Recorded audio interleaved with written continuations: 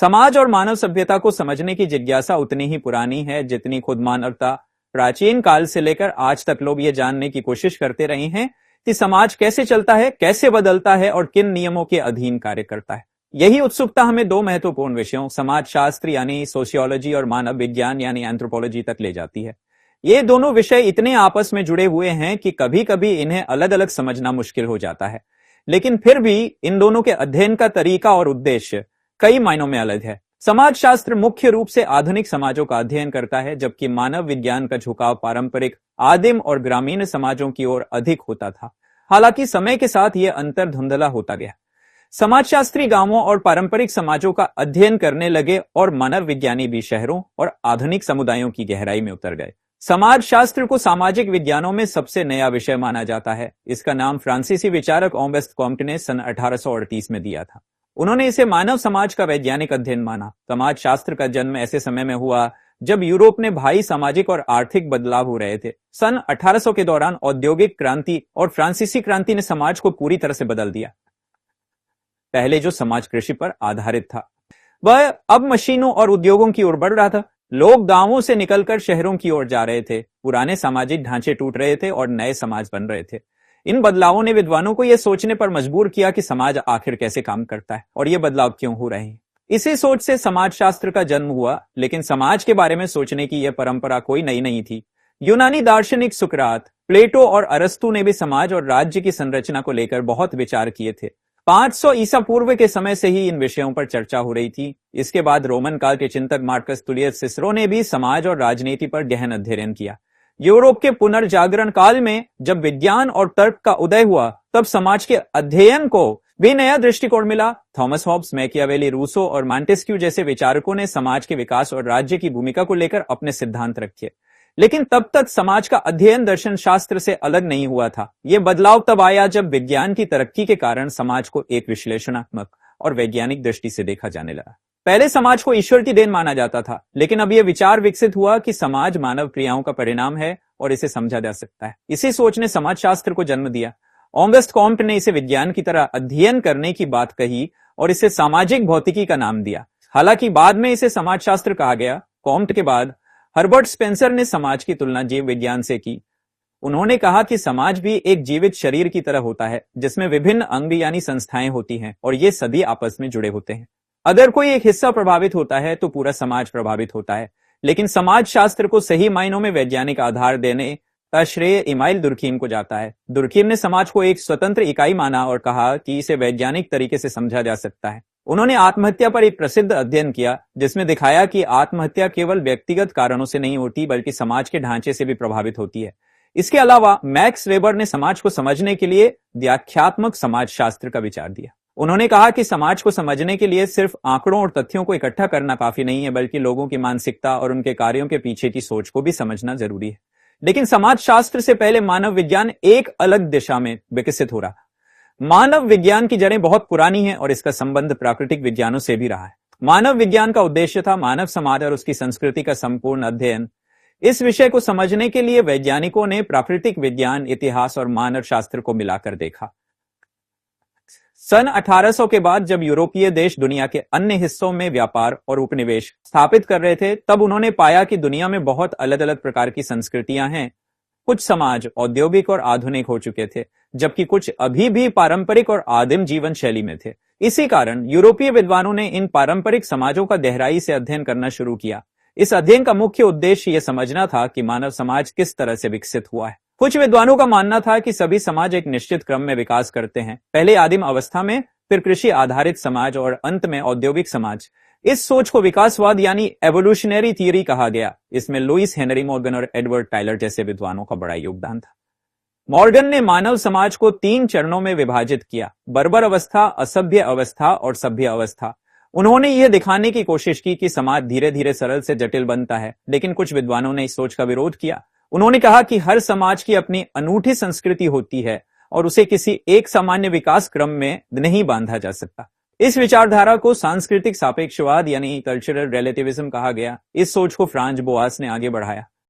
उन्होंने कहा कि किसी भी समाज को समझने के लिए उसकी अपनी संस्कृति, परंपराओं और वातावरण को ध्यान में रखना चाहिए।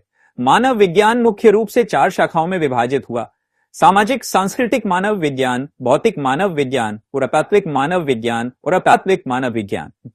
सामाजिक मानव विज्ञान सबसे ज्यादा समाजशास्त्र से मिलता जुलता है क्योंकि यह समाज में रिश्तों, परंपराओं, रीति रिवाजों और सांस्कृतिक व्यवहार का अध्ययन करता है।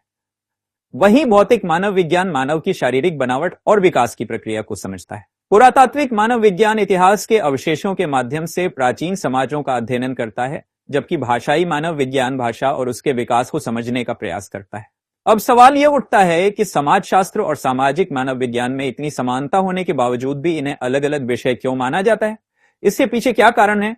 इन दोनों में क्या मूलभूत अंतर हैं? समाजशास्त्र और सामाजिक मानव विज्ञान में गहरी समानताएं होने के बावजूद दोनों को अलग अलग। ब्रिटिश सरकार के लिए यह अध्ययन प्रशासनिक जरूरत भी था, क्योंकि भारत जैसे विविधता से भरे देश को प्रभावी रूप से नियंत्रित करने के लिए सामाजिक संरचना की गहरी समझ जरूरी थी। इस संदर्भ में कई ब्रिटिश और भारतीय विद्वानों ने भारतीय समाज पर महत्वपूर्ण अध्ययन किए। इनमें से एक थे जी.एस. घुर्ये, जिन्होंने जाति व्यवस्था पर गहन शोध किया। उन्होंने भारतीय समाज को एक जटिल सामाजिक संरचना के रूप में देखा, जहां पारंपरिक मूल्यों और आधुनिक बदलावों के बीच संघर्ष चल रहा था। इसी तरह भारतीय समाजशास्त्र में गांव अध्ययन यानी विलेज स्टडीज बहुत लोकप्रिय हुए। एम.एन. श्रीनिवास जैसे विद्वानों ने भारतीय गांवों पर गहरा शोध किया और यह बताया कि कैसे सामाजिक परिवर्तन धीरे धीरे हो रहा है। भारत में समाजशास्त्र और मानव विज्ञान के बीच का यह घालमेल इतना अधिक था कि कुछ विद्वानों ने समाजशास्त्र को ही सामाजिक मानव विज्ञान का हिस्सा मान लिया। भारतीय सामाजिक विज्ञान अनुसंधान परिषद यानी IECSR ने भी इन दोनों को एक ही इकाई के रूप में रखा। लेकिन फिर सवाल उठता है कि अदर सवाल उठता है ये अदर था। शोधकर्ता जनगणना, सर्वेक्षण और सांख्यिकीय तकनीकों की मदद से सामाजिक संरचना, अपराध, आत्महत्या, परिवार व्यवस्था आदि विषयों पर अध्ययन करते थे। इस दृष्टिकोण को संरचनात्मक दृष्टिकोण यानी स्ट्रक्चरल अप्रोच कहा गया। इसके विपरीत मानव विज्ञान में फील्ड वर्क यानी क्षेत्र अध्ययन को अधिक महत्व दिया गया। एक मानव विज्ञानी समाज के भीतर रहकर लोगों के साथ जीवन व्यतीत करता था, उनकी गतिविधियों को बारीकी से देखता था और उनके जीवन के हर पहलू को समझने की कोशिश करता था। इसे प्रतिभागी अवलोकन यानी पार्टिसिपेंट ऑब्जर्वेशन कहा जाता था। ब्रोनिस्लाव मालिनोवस्की इस तकनीक के प्रमुख समर्थकों में से एक थे। उन्होंने सन 1922 में प्रकाशित अपनी पुस्तक आर्गोनॉट्स ऑफ द वेस्टर्न पैसिफिक में इस पद्धति को विस्तार से समझाया। परंपरागत रूप से समाजशास्त्र का अध्ययन मुख्य रूप से पश्चिमी समाजों पर केंद्रित था। यूरोप और अमेरिका के विद्वान अपने समाजों की जटिलताओं, राजनीतिक संरचनाओं और औद्योगिकरण के प्रभावों को समझने में लगे थे। दूसरी ओर मानव विज्ञान का ध्यान गैर पश्चिमी, पारंपरिक और मूल निवासी समाजों की ओर था। पश्चिमी विद्वानों के लिए भारतीय गांव, अफ्रीकी जनजातियां और ऑस्ट्रेलियाई आदिवासी समाज रहस्यमयी थे और वे इन्हें एक अलग नजरिए से देखने लगे। हालांकि यह अंतर बाद में मिटने लगा। सन 1900 के मध्य तक मानव विज्ञान केवल पारंपरिक समाजों तक सीमित नहीं रहा। मानव विज्ञानियों ने शहरों, औद्योगिक समाजों और आधुनिक सामाजिक मुद्दों पर भी काम करना शुरू कर दिया। वहीं समाजशास्त्रियों ने भी ग्रामीण जीवन, छोटे समुदायों और परंपरागत रीति रिवाजों का अध्ययन करना शुरू किया। इस बदलाव के कारण दोनों विषयों के बीच का फासला कम होता चला गया। यह ध्यान देने योग्य है कि दोनों विषयों में इस अंतर का ऐतिहासिक कारण भी था। ब्रिटेन और अमेरिका में समाजशास्त्र और मानव विज्ञान को अलग अलग रूप में विकसित किया गया। ब्रिटिश परंपरा में सामाजिक मानव विज्ञान को एक स्वतंत्र अनुशासन माना गया और इसे समाजशास्त्र से अलग रखा गया। ब्रिटिश मानव विज्ञानी आमतौर पर अफ्रीका, एशिया और अन्य उपनिवेशों में अनुसंधान करने जाते थे और वहां के समाजों का अध्ययन करते थे। दूसरी ओर अमेरिका में सांस्कृतिक मानव विज्ञान यानी कल्चरल एंथ्रोपोलॉजी अधिक प्रभावी था और वहां यह समाजशास्त्र से ज्यादा जुड़ा हुआ था। समाजशास्त्र और मानव विज्ञान के बीच का यह अंतर भारत जैसे देशों में और भी जटिल हो गया। भारत में जब समाजशास्त्र और मानव विज्ञान को पढ़ाया जाने लगा, तब इन दोनों विषयों की स्पष्ट सीमाएं नहीं थी। भारतीय विश्वविद्यालयों में समाजशास्त्र और मानव विज्ञान के पाठ्यक्रमों में काफी समानता थी। इसके अलावा कई भारतीय समाजशास्त्री मूल रूप से मानव विज्ञान की पृष्ठभूमि से आए थे। भारतीय विद्वानों ने गांवों, जाति व्यवस्था, जनजातीय जीवन और पारंपरिक समाजों का अध्ययन किया, जो पहले केवल मानव विज्ञान का क्षेत्र माना जाता था। भारत में इस स्थिति को और बेहतर तरीके से समझने के लिए कुछ ऐतिहासिक घटनाओं को देखना जरूरी है। जब ब्रिटिश औपनिवेशिक शासक भारत में समाज और संस्कृति को समझने की कोशिश कर रहे थे, तब उन्होंने मुख्य रूप से मानव विज्ञान को महत्व दिया। वे भारतीय समाज को समझने के लिए जाति व्यवस्था, धार्मिक समूहों और पारंपरिक रीति रिवाजों का अध्ययन कर रहे थे। ब्रिटिश सरकार के लिए यह अध्ययन प्रशासनिक जरूरत भी था, क्योंकि भारत जैसे विविधता से भरे देश को प्रभावी रूप से नियंत्रित करने के लिए सामाजिक संरचना की गहरी समझ जरूरी थी। इस संदर्भ में कई ब्रिटिश और भारतीय विद्वानों ने भारतीय समाज पर महत्वपूर्ण अध्ययन किए। इनमें से एक थे जी एस बुर्ये, जिन्होंने जाति व्यवस्था पर गहन शोध किया। उन्होंने भारतीय समाज को एक जटिल सामाजिक संरचना के रूप में देखा, जहां पारंपरिक मूल्यों और आधुनिक बदलावों के बीच संघर्ष चल रहा था। इसी तरह भारतीय समाज शास्त्र में गांव अध्ययन यानी विलेज स्टडीज बहुत लोकप्रिय हुए। एन श्रीनिवास जैसे विद्वानों ने भारतीय गांवों पर गहरा शोध किया और यह बताया कि कैसे सामाजिक परिवर्तन धीरे धीरे हो रहा है। भारत में समाज शास्त्र और मानव विज्ञान के बीच का यह घालमेल इतना अधिक था कि कुछ विद्वानों ने समाज शास्त्र को ही सामाजिक मानव विज्ञान का हिस्सा मान लिया। भारतीय सामाजिक विज्ञान अनुसंधान परिषद यानी ICSS और ने भी इन दोनों को एक ही इकाई के रूप में रखा। लेकिन फिर सवाल उठता है कि अगर समाज शास्त्र और मानव विज्ञान में इतनी समानताएं हैं तो इन्हें पूरी तरह से एक ही क्यों नहीं मान लिया गया? इसका उत्तर उन मूलभूत दृष्टिकोणों में छिपा है जिनके आधार पर दोनों विषयों का विकास हुआ। समाज शास्त्र मुख्य रूप से सामाजिक संरचनाओं यानी सोशल स्ट्रक्चर्स और संस्थाओं यानी इंस्टीट्यूशंस पर केंद्रित था। यह समाज के व्यापक पहलुओं, सामाजिक नियमों और आधुनिक समाजों की संरचना को समझने की कोशिश करता था। दूसरी ओर मानव विज्ञान संस्कृति यानी कल्चर और मानव व्यवहार यानी ह्यूमन बिहेवियर पर अधिक ध्यान केंद्रित करता था। इसके अलावा पश्चिमी दुनिया में समाज शास्त्र और मानव विज्ञान की जो ऐतिहासिक जड़ें थीं, उन्होंने भी इन दोनों को अलग अलग बनाए रखा। ब्रिटिश और अमेरिकी विश्वविद्यालयों में समाजशास्त्रियों और मानव विज्ञानियों ने अपने अलग अलग क्षेत्र बना दिए थे और वे अपने अपने विषयों के भीतर ही काम करना पसंद करते थे। लेकिन फिर भी समाजशास्त्र और मानव विज्ञान की यह दूरी धीरे धीरे खत्म होती जा रही है। आधुनिक समय में समाजशास्त्री और मानव विज्ञानी दोनों ही कई बार समान विषयों पर शोध करते हैं। वे एक दूसरे की पद्धतियों को अपनाने लगे हैं। लेकिन क्या यह संभव है कि भविष्य में समाज शास्त्र और मानव विज्ञान पूरी तरह से एक ही विषय बन जाएंगे, या फिर दोनों के बीच का यह अंतर हमेशा बना रहेगा? समाज शास्त्र और मानव विज्ञान की समानताओं और मतभेदों को लेकर यह प्रश्न उठता है कि क्या भविष्य में ये दोनों विषय पूरी तरह एक हो सकते हैं या फिर दोनों की विशिष्टता बनी रहेगी? इस प्रश्न का उत्तर केवल ऐतिहासिक परिप्रेक्ष्य में ही नहीं बल्कि इन दोनों विषयों की कार्यप्रणाली और अकादमिक विकास को देखते हुए भी ढूंढा जा सकता है। समाज शास्त्र और मानव विज्ञान दोनों समाज का अध्ययन करते हैं, लेकिन दोनों के दृष्टिकोण अलग हैं। समाज शास्त्र एक सामाजिक विज्ञान यानी सोशल साइंस के रूप में उभरा, जबकि मानव विज्ञान का संबंध पहले प्राकृतिक विज्ञान यानी नेचुरल साइंस से भी था। इसलिए समाज शास्त्र ने जहां समाज के ढांचों, संस्थानों और प्रक्रियाओं पर ध्यान केंद्रित किया, वहीं मानव विज्ञान ने समाज के भीतर सांस्कृतिक और व्यवहारिक पहलुओं को समझने की कोशिश की। इतिहास में देखें तो समाज शास्त्र के जन्म का कारण औद्योगिक क्रांति और सामाजिक परिवर्तन थे, जबकि मानव विज्ञान के विकास का कारण यूरोप के बाहर की संस्कृतियों और समाजों को समझने की जिज्ञासा थी। इसलिए समाज शास्त्र आधुनिक और औद्योगिक समाजों को समझने के लिए विकसित हुआ, जबकि मानव विज्ञान का प्रारंभिक फोकस उन समाजों पर था जिन्हें पश्चिमी विद्वानों ने आदिम या पारंपरिक माना। लेकिन यह अंतर धीरे धीरे धुंधला होता गया। सन 1900 के बाद जब मानव विज्ञानियों ने शहरों और आधुनिक समाजों का अध्ययन करना शुरू किया और समाज शास्त्रियों ने गांवों और पारंपरिक समुदायों की ओर ध्यान दिया, तब यह फर्क कम होने लगा। आज यह कहना कठिन हो गया है कि कौन सा विषय किस क्षेत्र को कवर करता है। अगर हम शोध विधियों यानी रिसर्च मेथोडोलॉजीज की बात करें तो समाज शास्त्र में पारंपरिक रूप से मात्रात्मक यानी क्वांटिटेटिव तरीकों का अधिक उपयोग किया गया। समाज शास्त्री आंकड़े इकट्ठा करने, सर्वेक्षण करने और सांख्यिकीय विश्लेषण यानी स्टैटिस्टिकल एनालिसिस के माध्यम से सामाजिक प्रवृत्तियों को समझने की कोशिश करते हैं। दूसरी ओर मानव विज्ञान में गुणात्मक यानी क्वालिटेटिव शोध पद्धतियों का अधिक महत्व रहा है। प्रतिभागी अवलोकन यानी पार्टिसिपेंट ऑब्जर्वेशन और विस्तृत साक्षात्कार यानी इन डेप्थ इंटरव्यूज जैसी तकनीकों का उपयोग करके मानव विज्ञानी समाज को अंदर से समझने की कोशिश करते हैं। परंतु आधुनिक समय में यह अंतर भी कम हो गया है। समाजशास्त्री अब गुणात्मक शोध विधियों को भी अपनाने लगे हैं और मानव विज्ञानी मात्रात्मक शोध विधियों का उपयोग करने लगे हैं। समाज शास्त्र और मानव विज्ञान के बीच का संबंध अकादमिक दुनिया में भी दिखाई देता है। कई विश्वविद्यालयों में दोनों विषयों को एक ही विभाग में पढ़ाया जाता है। भारतीय सामाजिक विज्ञान अनुसंधान परिषद यानी ICSS और दी समाजशास्त्र और सामाजिक मानव विज्ञान को एक ही श्रेणी में रखती है। इसके अलावा भारत जैसे देशों में समाजशास्त्र और सामाजिक मानव विज्ञान का अध्ययन इतना समान हो चुका है कि दोनों में अंतर करना कठिन हो गया है। इसके पीछे ऐतिहासिक कारण भी हैं। जब भारतीय विश्वविद्यालयों में समाजशास्त्र की शुरुआत हुई, तब इसका विकास औपनिवेशिक प्रशासन की आवश्यकताओं के कारण हुआ।